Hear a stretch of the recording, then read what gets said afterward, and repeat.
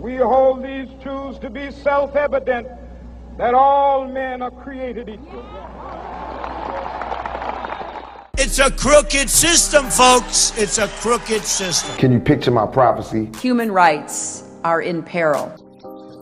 Stress in the city, the cops on top of me. The projects is full of bullets, though bodies is dropping. They ain't no stopping me. All of us are created equal. Constantly moving while making millions. Witnessing killings, leaving dead bodies in abandoned buildings. We are all created equal. Can't reach the children cause they illin'. Addicted to killing and the appeal of the cat pilling. Human rights of our citizens. Without feeling, but will they last or be blasted? Hard-headed bastard. Maybe he'll listen in this casket. You know, the system, folks, is rigged. We should all have the opportunity to live up to our God-given potential. The economy is rigged. The banking system is rigged. There's a lot of things that are rigged in this world of ours. Sometimes I'm the watcher, and sometimes I'm the participant. It's a rigged system. We are each endowed with certain inalienable rights. This was a dirty trick. These are dirty tricksters. And sometimes it's just allegories or fables. We're going to change it. Going to change it fast. Every single American deserves to be treated equally in the eyes of the law and in the eyes of our society. It's a pretty simple proposition.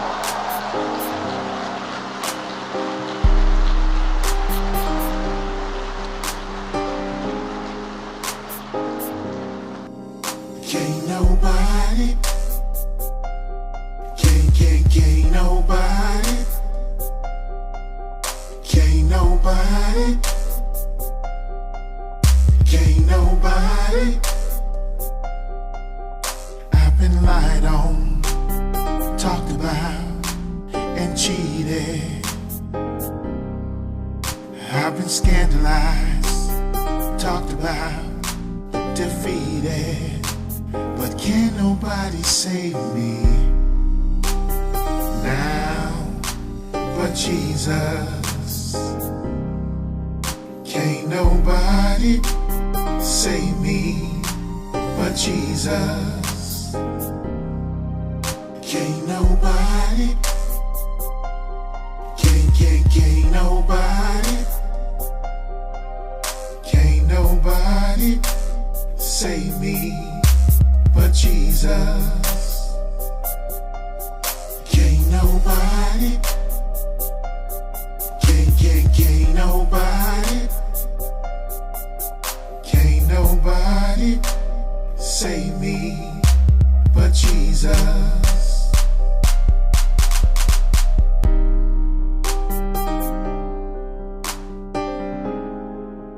But can't nobody save me but Jesus. Can't nobody, can't nobody, can't nobody, can't nobody. I was set up, tied up, and tangled up. Been on the lockdown, underground, and I'm praying now. Can anybody save me? Save me, but Jesus. Can't nobody save me, but Jesus. Can't nobody, can't nobody,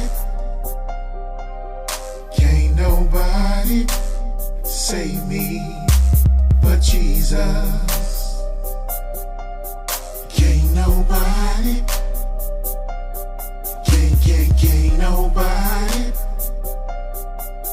can't nobody save me but Jesus.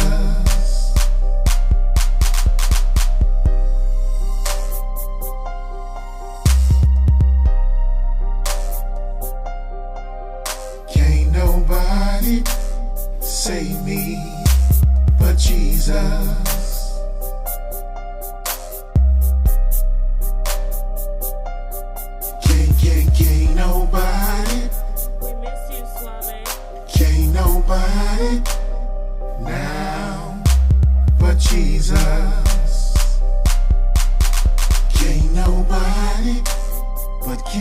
nobody say can't nobody. Can't nobody. Can't nobody.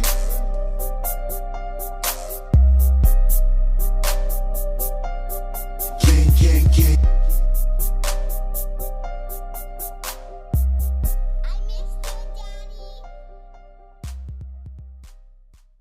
Donald Trump is here tonight.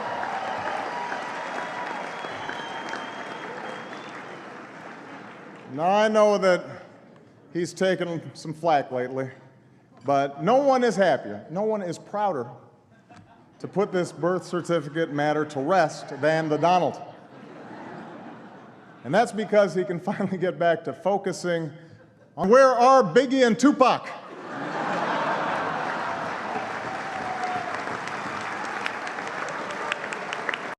America is at an important crossroads. We were all swept away 8 years ago when Barack Obama was elected president, for we knew that if a black man could become president, that there was no longer going to be racism in our society. How wrong we were to have believed that. Black Lives Matter. Why is it that every single black friend that I have has a cop story or a prosecutor's story about how they had their face put into the dirt or how they didn't receive justice? Blue Lives Matter. All of the first responders that wear their uniforms with honor and put their lives on the line for us deserve our respect. All lives matter. Suge Knight's life matters. Waymond Anderson's life matters.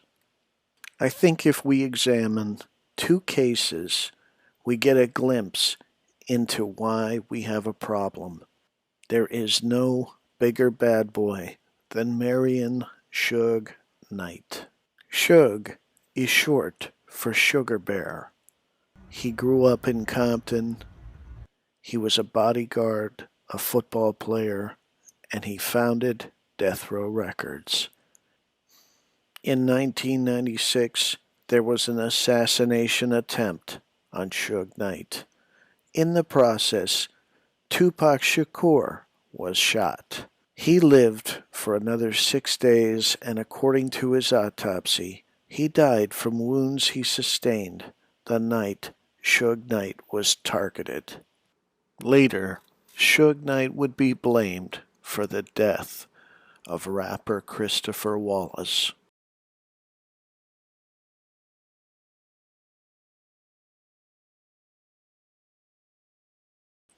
Witnesses in every case that testify take the oath that they are going to tell the truth, the whole truth, and nothing but the truth. But do we hold investigators, judges, and prosecutors to the same standard?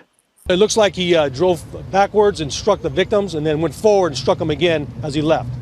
The video clearly shows that Suge Knight did not back up over Terry Carter. It looks like he drove backwards and struck the victims and then went forward and struck them again as he left. But this isn't the first time that the sheriffs have told lies about Suge Knight. In 1998, at the Universal Amphitheater, Snoop Doggy Dogg was arrested, and he told sheriffs that Suge Knight was behind the murder of Tupac. Sheriffs would leak that document in spite of knowing that Suge Knight was in the car the night Tupac was shot, and that there's no way that Suge Knight was behind the murder. Very few documents have been leaked in the Tupac murder. It's curious that the sheriffs would leak this document at the time the judge was hearing Suge Knight's appeal. And why do things always trace back to the sheriffs? Could it be that the Compton police, who were found to be corrupt, were absorbed into the Los Angeles County sheriffs, and therefore Suge is only attacked in places where the sheriffs will respond. They responded to the location at Tams, and not only would sheriffs respond to the One Oak nightclub where Suge Knight was shot 6 times, an off-duty sheriff is implicated in letting the shooters into the club that night and dropping them off at LAX the next morning. Could sheriffs be lying about Suge Knight to cover up their own misdeeds? Human rights are in peril. The deep rumblings that we hear today, the rumbling of discontent, is the thunder of disinherited masses rising from dungeons of oppression. It's a crooked system, folks. It's a crooked system. If Suge Knight is such a hardened criminal, can't they find any evidence to convict him? Turns out Suge Knight has been being investigated since the early 90s, and most of those investigations have gone absolutely nowhere. This investigation, they have had to manufacture evidence against him. Danny, I need you to do Suge. I need you to do me a favor. He was asking as a favor for Hall or Bill because he wasn't on the case. How did he come to you? Pivoted me out for Hall. Pivoted me out for Hall. Yeah, because I didn't. It's a high-profile case, right? And me and Hall, like I said, I don't like Hall. You know what I mean? Mm-hmm. Hall says I'm egotistical, arrogant. You know what I mean? He just don't like. We don't like each other. We don't. Trying to get information to set up Suge Knight. No, I don't need information. I'm there. They're going to give me the information. I'm going to do Suge. I don't need Suge to talk. I just need my presence next to Suge. Okay. I don't need Suge to say nothing. Okay. He made me an agent of the state and the court, right? Crazy shit. It was Brandenburg first. Brandenburg said, I want you to do me a favor, right? Work with Hall and do Suge, right? At the time, Hall wasn't even on the case. Hall promoted to lieutenant, came to the county jail. Richard was the IO in the case. So I started working with Hall. When you say Richard, you mean Richard Biddle? Yeah. Okay. I started working with Hall and Biddle, right? Well, I don't like Biddle. I don't like him, right? So I said, don't bring him around me again, right? Mm-hmm. So I was dealing with Hall. Hall was trying to build a scenario on Suge where Suge's point of defense is going to be self-defense. In the beginning, in the murder book, there was 2 witnesses. One of her name is her address is out of Whittier. She was present when all that happened. She said that one of the people involved had something that resembled a gun. That particular piece of evidence in the murder book never got turned over to Cindy, so they couldn't make it part of the discovery where the defense couldn't get it. This was a dirty trick. These are dirty tricksters. My wife's nephew, his name is Devin Gonzalez. He caught an attempted murder case in Palmdale, Lancaster. They tried to give him 70 to life. Hall told me that if I testify against Suge Knight and help Suge Knight, they would get the kid out of jail or cut him a deal, right? What's his name again? Devin Gonzalez. Of course, I told Hall, I got you, right? They went, dropped all the charges and gave him 6 years. Right now, in Lancaster court, Catherine Blanchard being the judge. Hall did that because he thinks I'm doing shit. They kicked him? Yeah, 7 to life. Look it up on the internet. So Devin Gonzalez, I got his bookie number today. They give him 7 years? He ever faced 7 to life. They dropped everything down, right, and he got 6 years. And so they tried to get an inmate to offer false, trumped-up testimony on Suge Knight. Another inmate that was asked to testify against Suge Knight is Waymond Anderson, a.k.a. Suave. We know him as the singer in the late 80s that did the remake of My Girl. That song climbed to number 22 on the national charts and climbed to number 1 on the R&B charts. Here's what Suave had to say about Suge Knight. The following audio recording is the sole property of my production company, Suave First Production, and any use of this audio recording without having my written consent or the purchase thereof this audio recording from me, Suave, for its use in any capacity will be in direct violation of my copyright of this audio recording. Moreover, this audio recording in its entirety was assembled over several 15-minute collect phone calls that I made from prison to someone with the knowledge of utilizing advances that have been made in today's recording technology to omit the constant reminder from being heard of my calls being placed from a correctional institution. This call and your telephone number will be monitored and recorded. It's a crooked system, folks. It's a crooked system. This is stuff people can check on their own. So my point and why I'm doing this today is to clear my name of people saying I said this or I said that. When I'm a man, I stand up and use the bathroom when I use the bathroom. I'm not hiding from nobody, and I'm just tired of all the lies. I got intertwined with Suge Knight in about 2000. It could be late 1999. I received a visit at SAT-F, which is Corcoran 2 State Prison in Fresno, California, from special agents that flew out from New York. They entered into the visiting room at the prison. I did not know what they were there to see me for, and it was through this agent named Todd Holliday that I earned a cell phone in my name of Waymond Anderson was found inside of Death Row Records.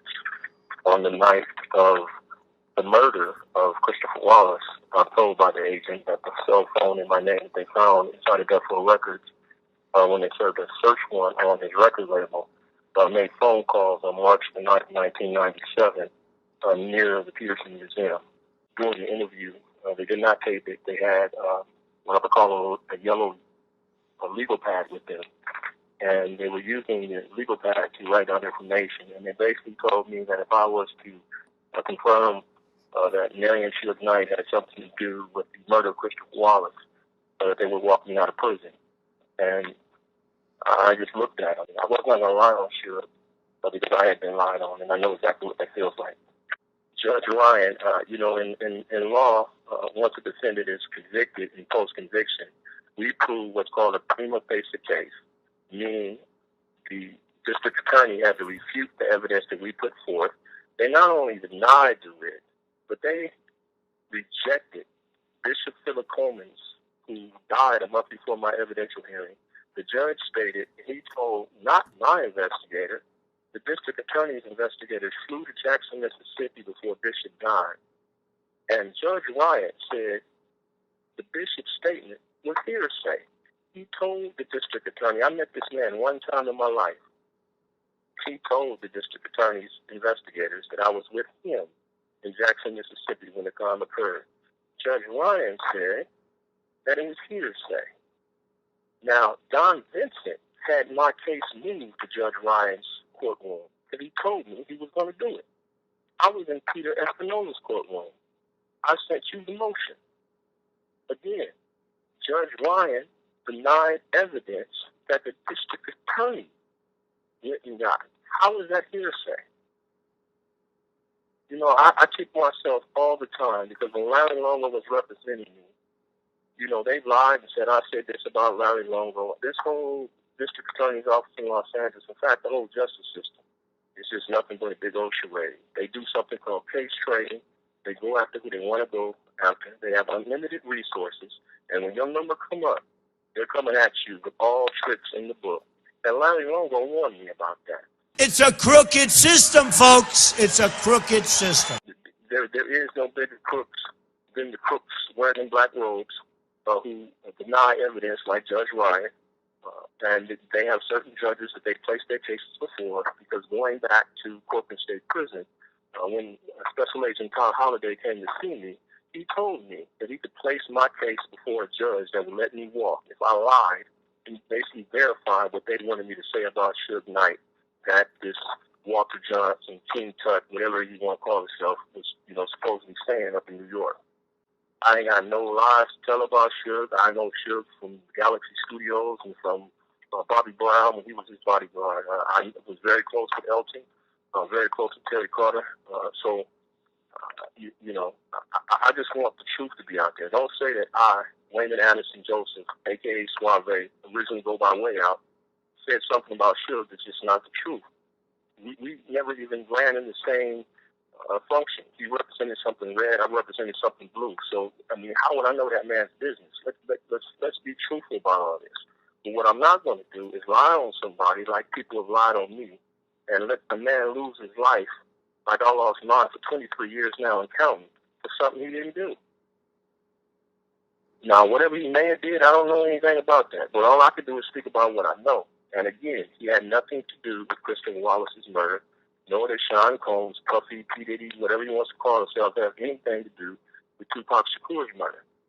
We as black people need to start waking up and let this BS and what these individuals are doing in the supposed greatest justice system in the world and start rectifying what's really going on in this country. And that is black men getting put away and abused and put back in slavery through now it's the new Jim Crow, which is this prison system. So, Judge Ryan is I don't even know, how that man still sits on the bench today. You've seen the evidence of, we've now gathered of the tapes and proof of perjury by the district attorney and by the lead investigator. We now know that Judge Ryan, he built his judgeship off of doing cases in the city attorney's office. I received an evidential hearing in 2008 from the Second District Appellate Court. And when I won my evidential hearing, I was originally placed in Judge Peter Espinosa's courtroom. Then all of a sudden, when this same cell phone came up, I was subpoenaed to testify in the Christopher Wallace civil litigation case that Perry Sanders and the Wallace family brought against the city of Los Angeles. And as soon as I was subpoenaed, all of a sudden my case was taken out of Peter Espinosa's courtroom and sent to Judge William Ryan's courtroom, where eventually my writ of habeas corpus was denied because I told the truth in the hearing that I was threatened by City Attorney Don Vincent that if I was to say that the same police officers who prosecuted me that walk, and speaking of Ralph Perez, had something to do with Christopher's murder, that I would spend the rest of my life in prison. And if I said that any LAPD officers had anything to do with Christopher Wallace's murder, I would spend the rest of my life in prison. I was also threatened by several other LAPD officers who wanted the narrative to be that the murder of Christopher Wallace was orchestrated and paid for by Suge Knight, which was a lie. And so I basically went in the courtroom and they wanted me to lie and say that Mrs. Wallace and Perry Sanders had offered me money to lie and say that police officers were involved with the murder of Christopher Wallace. And I told the truth. And from telling the truth, my writ was denied in Judge Ryan's courtroom. Don Vincent was the city attorney who was originally assigned to handle the civil litigation for the city, to defend the city in the Christopher Wallace lawsuit. I was in my cell one day, again at Sad State Prison in Fresno, California, and I was called to my counselor's office, and he told me that there was an official from Los Angeles that worked in the city attorney's office and wanted to speak with me on the phone. I got on the telephone with this individual, and he identified his name to me as Don Vincent. He told me that I was going to be subpoenaed for the same cell phone being found, that the attorneys representing the Wallace family wanted to question me about that cell phone and about my knowledge of officers being involved with the Wallace murder. He eventually told me that he was going to come out and see me, but he never came. We had subsequent phone calls, maybe 5 or 6 phone calls, maybe even more. And as each phone call came, he was basically providing me information and threatened me and told me that I would be placed in what's called a SHU in prison, and I wouldn't receive an email, visits, or anything if I did not testify the way that he wanted me to testify in the deposition that was held at Corcoran State Prison. So out of fear of being placed in the SHU, I was going through a very trying time at the time with family issues. I'm now divorced, and so I have nothing else to lose. But at the time, all I had left was my son and my wife. So I basically, out of fear, testified the way that Don Vincent wanted me to testify in that deposition, where he told me that I would be placed in SHU, which is at Pelican Bay, and that I would never see the light of day, and I would spend the rest of my life in prison if I was to say anyone else besides Suge Knight had anything to do with the murders of Christopher Wallace and the Southside Compton Crips. That's what their narrative wanted to be portrayed as was at the Crips, and that Suge Knight had something to do with Christopher Wallace's murder for the retaliation of Tupac Shakur. And I never signed that deposition. I never seen the deposition. I went in that room and testified exactly how Don Vincent told me to testify, because the power they have on an individual in custody is not even, you can't even imagine what they could do to the person that's in my position. But again, I got nothing else to lose. I got stage 4 throat cancer, and there's nothing these people can do to me anymore. Russell Poole, I think it was in 1997, maybe July, June, he got what they call a removal order. He took me out of the county jail and moved me to Barker Center. And while I was at Barker Center, I was threatened by Rafael Perez in the cell. We learned about 2001, that on September the 18th, 1993, when the crime occurred that I'm now in prison for supposedly committing, that I was in Jackson, Mississippi, sitting inside of the office of a bishop, one of the most renowned bishops in the history of the state of Jackson, Mississippi, named Bishop Philip Coleman. I was inside of Bishop Philip Coleman's office with him at about the same time the murder was occurring here in Los Angeles. So it would have been impossible for me to be involved with the crime. But not only that, on the day that I was arrested, 5 months after the crime, on January 29th, 1994, I told Detective Anderson more than once that I believed that I was out of town. And when he arrested me, he seized my credit cards. And it turns out that the same credit cards that he seized from me and placed into evidence in 2000, 2001, one of those credit cards, my Diner Club International credit card, more specifically, that specific credit card turned information to one of my investigators that I was in Jackson, Mississippi. So that credit card that they took from me on the day that I was arrested turned out to have the airline ticket on it that I purchased to fly to Jackson, Mississippi on September the 14th. So I left 4 days before the murder even happened. I stayed in Jackson, Mississippi from September the 14th to the 22nd. And there are several alibi witnesses who saw me in Jackson, Mississippi. But because the prosecutor who prosecuted me was also the lead prosecutor on Rafael Perez's case, I sit in prison today for information that they know that I'm aware of, because they came to me, as I've told you before, in around, I'd say, March the 20th of 1997. And Detective Anderson, the lead investigator on my case, had been taking my phone calls from the county jail. And so he had intercepted several phone calls. We now have proof that those conversations were intercepted.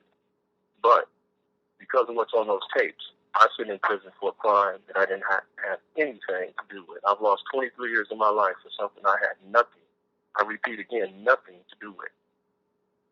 We've uncovered a document, the same document, that proves that they have taped conversations between me and other individuals' names who have always been mentioned in Christopher's murder, talking while I was in the county jail.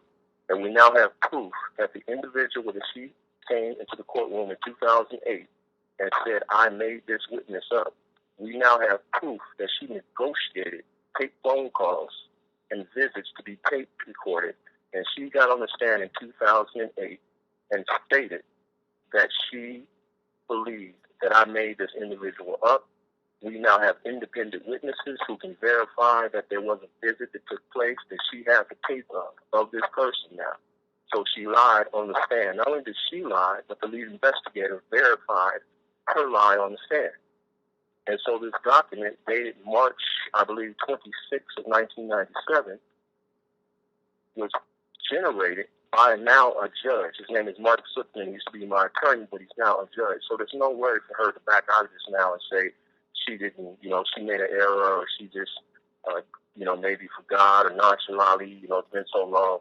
She straight out committed perjury because she's covering her butt, because when my co-defendant, she let him go, and, maybe he was released and went out and did other crimes. So she her career would be ruined behind this.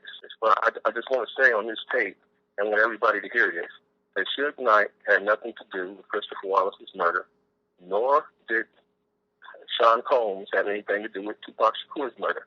There are tapes that the district attorney office has in Los Angeles spells out who was involved with those murders. Not that I am on those tapes saying I had anything to do with the murders, but I was on phone conversations with the individuals who laid out the murder on tape, and they came to me and asked me to reveal to them, because they said that those people, I knew their modus operandi, and they wanted me to say what they were saying on those tapes to me in code. So, this is nothing that I'm saying. I didn't know that they were intercepting my phone calls, but they came to me after they intercepted the phone call. So now we have the document to prove it. So let's chips fall where they may. But my point in this is that people have lied and said I said this about Suge and said this and that, and that's just a damn lie. I ain't signed no deposition. I was threatened into doing that deposition. Suge had nothing to do, and nobody's paying me to say anything. I don't have anything but who I am, and I'm a man. And so I'm just speaking the truth. Suge had nothing to do with Christopher Wallace's murder, nor did Sean Combs, or Puffy, or whatever name you go by now, had anything to do with Tupac Shakur's murder. You know, the free press is central to our democracy, and nah, I'm just kidding. You know I've got to talk about Trump. Come on.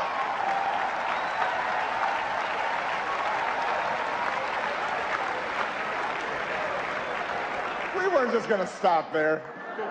Come on.